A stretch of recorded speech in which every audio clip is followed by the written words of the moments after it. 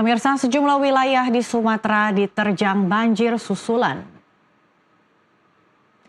Di Loksukon, Aceh Utara, banjir terjang permukiman usai hujan lebat yang mengguyur wilayah ini selama kurang lebih 3 hari. Tanggul sungai yang mengalir di wilayah ini jebol sehingga memperparah situasi. Perbaikan pun tidak kunjung dilaksanakan padahal sudah jebol sejak 2023. Loksukon sepanjang 2025 diterjang banjir sebanyak 21 kali. Warga pun khawatir banjir terus terjadi karena hujan kerap turun sampai saat ini.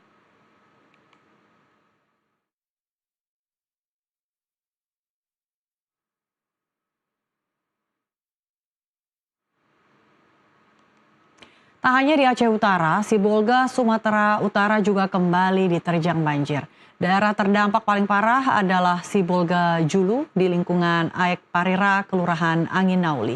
Padahal aliran sungai yang melintasi Sibolga Utara termasuk Sungai Aek Doras terus dinormalisasi. Sungai-sungai ini mengalami pendangkalan material tanah yang signifikan pasca banjir dan longsor pada 25 November lalu. Akibatnya setiap hujan turun sungai kerap meluap dan membanjiri permukiman di sepanjang bantaran sungai. Sibolga menjadi salah satu daerah yang status tanggap daruratnya diperpanjang hingga 23 Desember 2025.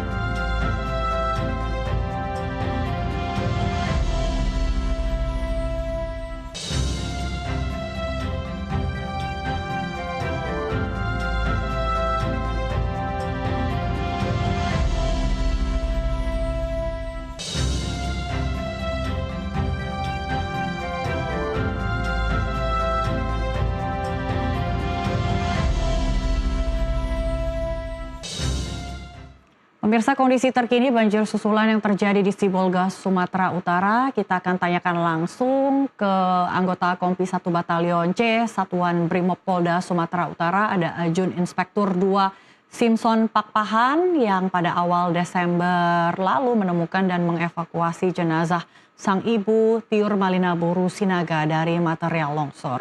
Selain itu, kami juga sudah mengundang satu narasumber lainnya terkait dengan kita akan tanyakan perkembangan diperpanjangnya status tanggap darurat bencana di 25 daerah di Aceh, Sumatera Utara, dan Sumatera Barat. Sudah ada Kepala Pusat Data Informasi dan Komunikasi Kebencanaan Badan Nasional Penanggulangan Bencana BNPB, Bapak Abdul Muhari. Saya akan menanyakan kabar Bang Simpson dulu. Bang Simpson, bisa diceritakan situasi terkini dari Sibolga, Bang?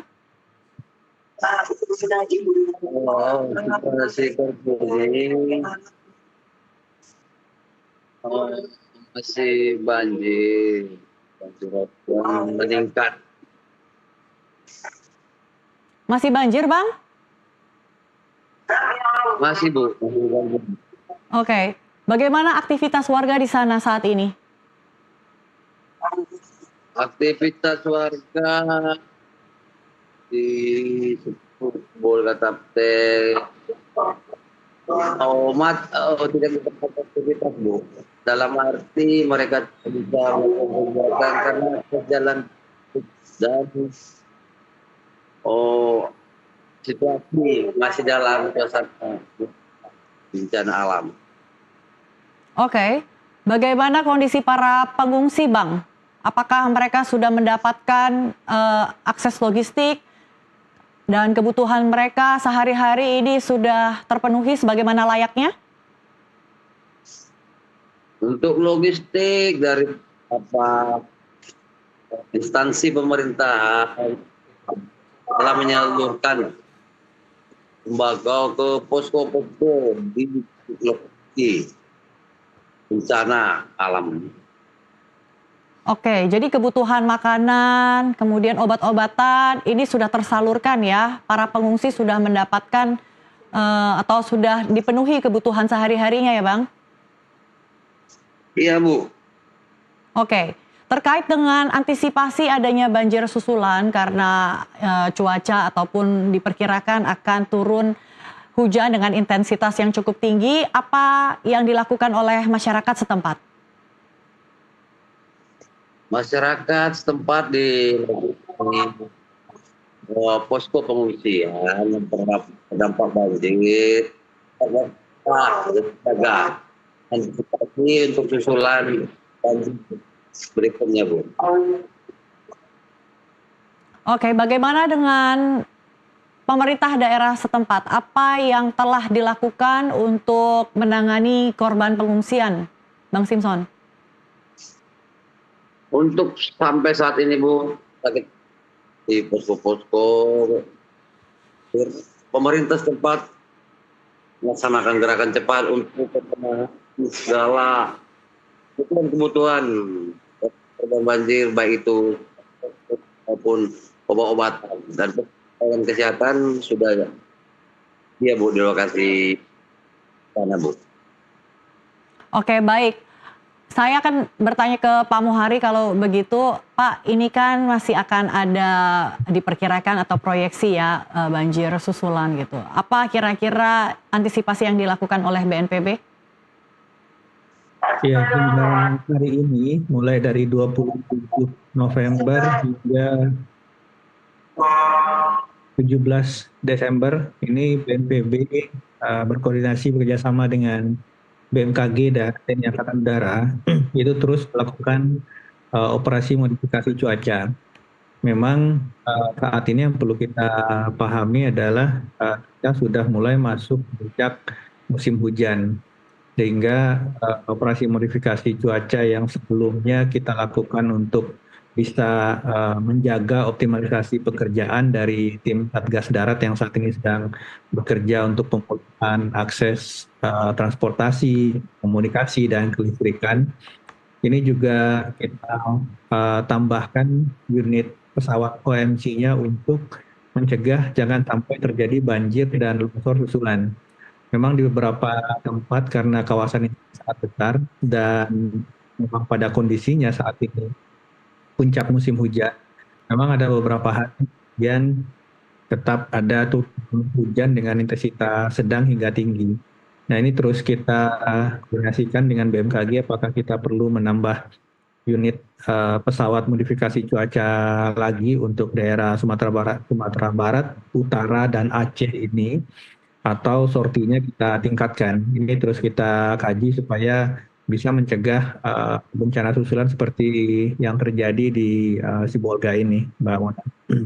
Oke, tadi juga kami sudah membacakan ya Pak Muhari terkait dengan status tanggap darurat bencana yang kemudian diperpanjang sampai 23 Desember, padahal biasanya SOP-nya kurang lebih hanya 1 pekan ya Pak ya. Ini artinya ada desakan ataupun tuntutan dari warga untuk terus dilakukan mungkin pencarian terhadap korban bencana ataupun anggota keluarga mereka yang masih belum ditemukan? Untuk status tanggap darurat itu biasanya 14 hari. Itu untuk kondisi bencana yang dalam tanda kutip tidak semasif ini.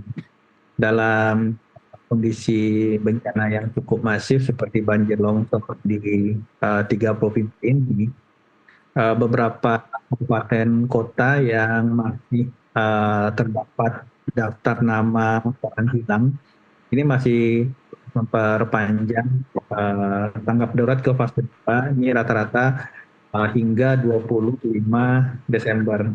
Kita harapkan memang di fase tanggap darurat yang kedua ini optimalisasi dari 5 aspek kunci fase tanggap darurat, yaitu pencarian pertolongan, kemudian distribusi logistik, pembukaan akses jalan, akses komunikasi, dan pemenuhan kebutuhan energi, listrik, dan BBM. Itu setidaknya bisa dioptimalkan sehingga di akhir fase tanggap darurat yang kedua ini kita mengharapkan sebagian besar kabupaten kota yang masih pada fase tanggap darurat itu bisa masuk ke early recovery. Ya sudah harus berbicara tentang huntara dan juga di beberapa tempat ini sudah mulai berbicara hunian tetap atau relokasi bagi warga terdampak, Mbak Mona. Oke, yang menetapkan status tanggap darurat ini dari BNPB melalui komunikasi dengan pemerintah daerah setempat atau bagaimana, Pak? Untuk status tanggap darurat itu ditetapkan oleh pimpinan daerah, bukan BNPB.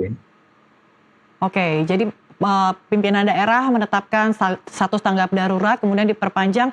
Untuk tenggat waktunya kemudian yang menentukan itu siapa, Pak? Pemerintah daerah, karena yang menetapkan pemerintah daerah sesuai dengan kebutuhan dan kondisi di lapangan. Jadi kami di BNPB tentu saja terus mendukung upaya percepatan dari 5 aspek tadi, karena pada fase tanggap darurat, tadi saya sampaikan ada 5 aspek yang utama yang sedang kita kejar. Pencarian pertolongan, distribusi logistik, pembukaan akses jalan, pemulihan sektor komunikasi, dan pemenuhan sektor energi, khususnya listrik dan BBM. Nah, kalau misalkan 5 aspek ini sudah minimal 90% recovery atau daftar pencarian orang hilang sudah bisa kita tekan seminimal mungkin, maka pemerintah daerah itu bisa masuk kepada fase early recovery atau itu bisa masuk pada fase transisi darurat, transisi dari tanggap darurat ke fase early recovery. Oke, jadi untuk ini saat ditetapkan daerah. Oke, yang menetapkan pemerintah daerah. Oke, untuk saat ini sebagian besar wilayah di Aceh, Sumatera Utara, Sumatera Barat ini sudah berapa persen recovery-nya, Pak? Secara umum kalau untuk Sumatera Barat itu semua sudah masuk pada fase early recovery, karena 7 kabupaten kota yang terdampak itu semuanya sudah masuk pada tahap pembangunan hunian sementara. Untuk utara itu daerah Tapanuli Raya, Tapanuli Utara, Tengah, dan Selatan ini masih ada beberapa aspek yang masih terus dioptimalisasikan, khususnya pembukaan akses jalan yang masih beberapa titik itu masih terus dikejar pemulihannya oleh Kementerian PU bersama TNI. Untuk Aceh itu ada beberapa kabupaten kota yang masih ada pada fase krusial tanggap darurat, artinya 5 aspek tadi masih terus dikejar pemulihannya, yaitu Aceh Utara, Aceh Tamiang, Aceh Timur, Aceh Tengah, Benar Meriah, dan Bayo Luas. Nah, di beberapa kabupaten lain itu sudah mulai mengusulkan titik atau lokasi untuk pembangunan sementara. Tetapi tentu saja ini nantinya akan sangat tergantung pada bagaimana pimpinan daerah untuk melihat situasi di daerahnya. Artinya seluruh resources, sumber daya, alat perangkat personil, dan anggaran dari pemerintah pusat ini masih 100% mendukung pemerintah daerah, dan nanti benar-benar akan kita lihat dan evaluasi bersama di mungkin 5 hari terakhir tanggap darurat itu progres yang kita capai seperti apa, dan pemerintah daerah apakah sudah siap untuk masuk fase transisi atau masih memerlukan beberapa tahap treatment lagi untuk mengejar tadi pada pemulihan 5 aspek tadi. Oke, apa kendala yang paling besar oleh pemerintah daerah sehingga mereka meminta status tanggap darurat ini diperpanjang, Pak? Sebenarnya kalau untuk kendala di lapangan, yang paling menentukan, misalkan kita ambil contoh Aceh ya, ini adalah akses jalan. Banyak yang menyampaikan akses jalan di Aceh akan terlihat progresnya agak lambat. Sebenarnya ini sudah sangat cepat ya, artinya jembatan Beli panjang 30 hingga 50 meter, misalkan yang biasanya itu butuh waktu 2 hingga 6 minggu, ini bisa dikerjakan dalam 1 minggu hingga 10 hari. Nah, yang perlu kita pahami adalah di Aceh ini ada 171 titik jalan yang terdampak longsor. Ada 16 jembatan utama yang terdampak atau rusak karena banjir. Nah, perbaikan jembatan ini, kalau itu pergeseran alat berat bergantung dari akses jalan ke titik-titik jembatan yang rusak itu. Jadi kita harus memperbaiki dulu satu titik jembatan ini selesai, alat berat digeser pada titik jembatan sebelumnya, karena ini jalan lintas provinsi dan jalan lintas kabupaten kota. Tetapi untuk saat ini overall progresnya itu sudah di angka 50%, beberapa jembatan kunci itu sudah bisa dipulihkan. Mungkin besok itu jalan lintas dari Banda Aceh ke Medan, mudah-mudahan satu jembatan Tepin Regep itu sudah bisa difungsikan. Nah, kalau ini sudah bisa difungsikan, artinya arus orang dan barang dan tentu saja alat berat untuk mengejar titik-titik di dalam kawasan bagian tengah Aceh itu juga bisa lebih cepat untuk dioptimalisasi. Jadi sebenarnya kendala adalah akses dan ini menjadi prioritas utama segenap resource dan sumber daya untuk melakukan percepatan dalam pemulihan akses itu, Mbak Mona. Oke, Pak Muhari, Anda tadi mengambil Aceh sebagai salah satu contoh dan menyinggung progresnya ini sudah lebih cepat dari apa yang disampaikan oleh publik ya. Tapi di awal sebelum kita mulai ada informasi bagaimana publik atau masyarakat di Aceh ini sampai-sampai mengibarkan bendera putih, Pak. Karena contohnya di salah satu daerah di Lok Sukon ini kemudian diterjang kembali banjir susulan sehingga masyarakatnya ini pun merasa belum pulih dari banjir yang sebelumnya terjadi, tapi ini ada bencana lagi.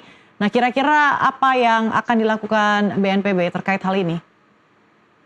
Pertama yang harus saya sampaikan, tidak hanya BNPB ya, seluruh pemerintah, seluruh KL terkait. Jadi bencana ini bukan tanggung jawab satu institusi, bukan tanggung jawab satu elemen bangsa. Ini tanggung jawab Presiden Prabowo menyampaikan bahwa ini adalah prioritas nasional. Untuk itu seluruh KL mengoptimalkan seluruh resources, alat perangkat, personil dan anggaran bisa melakukan percepatan perbaikan.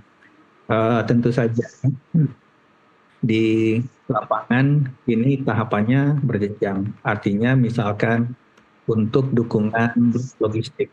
Jadi dari pemerintah di posko-posko utama di Aceh ini misalkan di posko Lanut Iskandar Muda, ini kita kemudian dropping ke posko kabupaten kota. Nah, nanti dari posko kabupaten kota ini yang akan meneruskan ke posko kecamatan itu adalah bupati pimpinan daerah dengan jajarannya. Dari kecamatan yang akan meneruskan ke titik-titik desa terdampak itu adalah camat dan jajarannya. Karena ini kita tetap menjaga sinkronisasi antara rangkaian dari pemerintahan baik pusat, provinsi maupun daerah.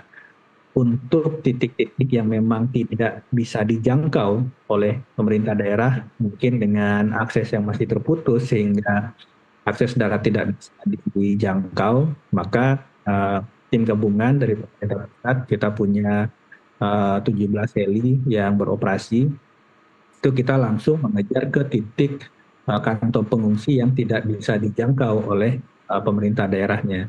Tetapi kalau untuk daerah-daerah yang dikatakan tadi di dekat pusat pemerintahan, di dekat pusat kabupaten kota, ini kebutuhan pemerintah daerah yang disampaikan ke kami itu sudah kita dropping sesuai dengan permintaan apapun itu. Sehingga nanti proses distribusi dari posko kabupaten ke titik-titik masyarakat yang sebenarnya bisa dijangkau dengan jalur darat ini adalah tanggung jawab dari pemerintah daerah beserta jajarannya. Jadi ini yang harus kita evaluasi bersama. Jadi tidak semua kemudian kita di dropping dari satu pintu. Pemerintah pusat, BNPB, TNI Angkatan Udara itu ketika mendrop ke kabupaten, kita mendroping ke kabupaten. Nah, inilah yang nanti akan menjadi untuk memastikan bahwa masyarakat yang terdampak di sekitar daerah itu bisa mendapatkan logistik secara merata. Oke, apakah ada hambatan terkait dengan koordinasi dan sinkronisasi yang tadi Anda sebutkan dengan lembaga atau instansi lainnya di daerah? Sampai saat ini kalau untuk koordinasi kita tidak ada hambatan apa-apa. Oke, apakah bisa lebih dipercepat, Pak Muhari, maksud saya, jika tidak ada kendala dalam hal koordinasi? Semua sudah kita lakukan percepatan, tetapi tentu saja ini memperbaiki kondisi seperti ini tidak bisa membalik telapak tangan. Pasti ada proses, seperti yang tadi saya sampaikan. Ketika kita memperbaiki jembatan, ada dalam satu jalan itu ada 7 jembatan yang rusak. Ini dan aksesnya cuma dari satu arah. Nggak mungkin kemudian alat berat itu bisa bekerja paralel, harus jembatan satu persatu dulu kita benahi. Nah, hal-hal seperti ini harus dipahami, dan ini perbaikan jembatan satu persatu ini waktunya sudah sangat cepat seperti tadi saya sampaikan.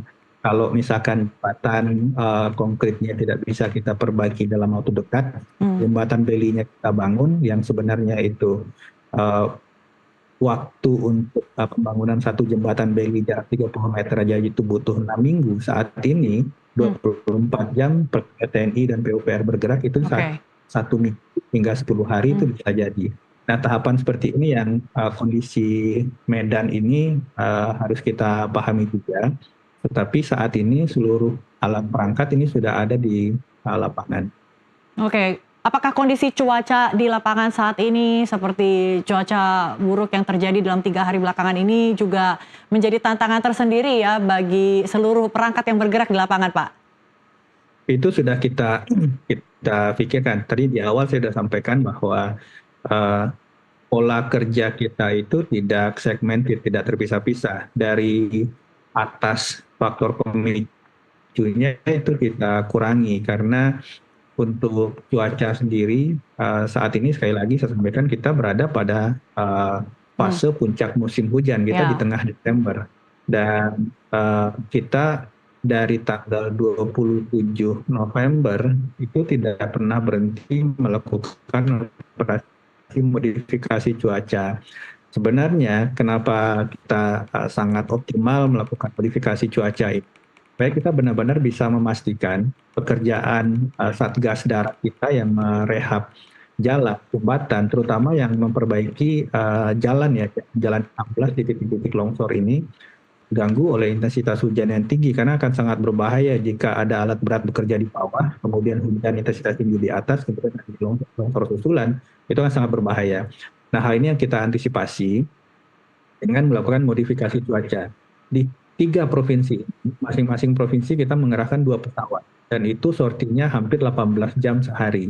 Untuk memastikan bahwa intensitas hujan seharusnya di musim hujan ini, itu bisa turun sedikit mungkin. Analisis kita dengan BMKG, intensitas hujan di 3 provinsi ini bahkan berkurang hingga 83%. Sangat-sangat berkurang, bahkan di Aceh, saya ini hari ke-17 di Aceh, itu siang hari di puncak musim hujan ini itu keadaannya sangat panas. Dan ini yang kita perlukan sebenarnya supaya optimalisasi kerja Satgas Darat ini benar-benar bisa efektif. Baik, terima kasih Pak Abdul Muhari, Kepala Pusat Data dan Informasi Kebencanaan BNPB telah berbincang bersama kami di NTV Prime, dan juga bersama dengan tim telah mengupayakan semaksimal mungkin ya Pak ya untuk melakukan pemulihan dan penanganan terhadap korban terdampak bencana. Terima kasih telah berbincang bersama kami, dan sebelumnya ada Aibda Simpson Pakpahan, anggota Kompi 1 Batalion C Satbrimob Polda Sumatera Utara. Ya pemirsa, banjir susulan ini mengingatkan kita bahwa alam selalu punya cara berbicara dan manusia perlu belajar lebih peka untuk mendengarkannya. Karena pada akhirnya air yang datang berulang bukan sekedar ujian, melainkan pesan agar kita lebih bijak menjaga keseimbangan. Saya Desmona Chandra, terima kasih atas kebersamaan Anda. Sampai jumpa.